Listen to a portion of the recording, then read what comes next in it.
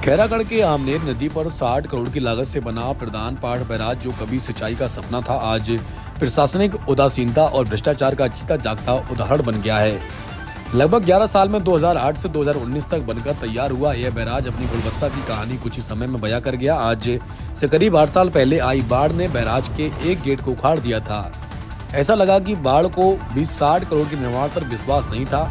तब से लेकर अब तक यह गेट मरम्मत की राह देख रहा है। लगता है अधिकारी सोच रहे हैं कि टूटा हुआ गेट भी एक कलाकृति है जो प्रशासन की लापरवाही को दर्शाती है। पार्टी की सरकार छत्तीसगढ़ 2008 में थी, तो डॉक्टर रमन सिंह मुख्यमंत्री हुआ करते थे। तो मुख्यमंत्री कार्यकाल में प्रधान पाठ बैराज का स्वीकृति हुई और लगभग 2018-19 में उनका काम पूर्ण हुआ।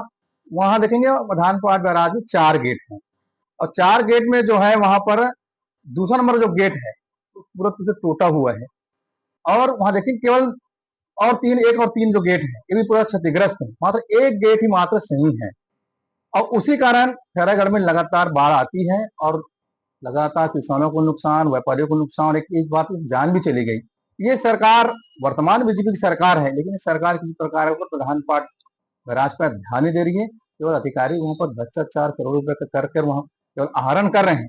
देखेंगे वहां पर सौंदर्यीकरण के नाम पर लगभग 30-35 खंभे लगाए गए हैं, लाइटें लगाई गई हैं, लेकिन आज स्थिति यह है मौके पर कि एक भी लाइट जलने की स्थिति में नहीं है। मतलब इसका मतलब है केवल दिखावा के लिए पैसा निकाला जाता है, लेकिन वहां पर जमीनी स्तर पर काम होता नहीं है। उसी प्रकार वहां पर एक जनरेटर जो है, जनरेटर और ट्रांसफार्मर के माध्यम से वो गेट खुला बंद किया जाता है, लेकिन वहां देखेंगे जो ट्रांसफार्मर का क्षमता है वो नहीं के बराबर है। मतलब वो काम भी नहीं कर पा रहा है। लगातार इस बात को जब बाढ़ आए खैरागढ़ में तो जन संसाधन के अधिकारी ने स्वीकार किया कि वह गेट टूटा हुआ है। मतलब आप गेट टूटा हुआ है, आप बाढ़ का इंतजार कर रहे हैं।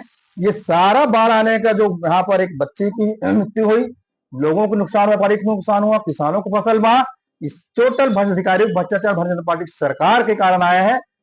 अगर उस गेट को मरम्मत किए होते पहले से और व्यवस्थित किए होते, आज लगातार खैरागढ़ में बाढ़ किसी नहीं आती। और वर्तमान में भविष्य में भी अगर इस गेट को नहीं बनाया गया, इस प्रकार से इनका अनदेखा किया जाएगा तो और भी बाढ़ आएगी। मैं अधिकारियों से कहना चाहूंगा कि अपनी आंख खोले और शहर की जनता और गांव की जनता को एक सहूलियत के लिए उस गेट का मरम्मत कराएं, ऐसा मेरा कहना है। लगातार क्षेत्र के मुद्दे को लेकर मिशन संडे की टीम, जो खैरागढ़ की टीम है, उनके द्वारा प्रदर्शन किया जा रहा है। इतनी बड़ी जो मुद्दा है और इस मुद्दे को लेकर क्या कोई बड़ा आंदोलन व्यापारियों के साथ मिलकर, नागरिकों के साथ मिलकर, किसानों के साथ मिलकर किया जाए?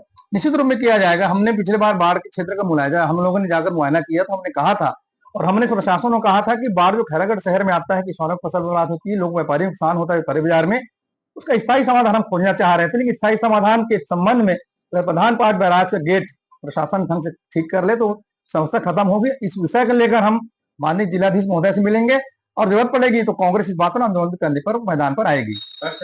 मनराखन देवांगन, विधायक प्रतिनिधि खैरागढ़।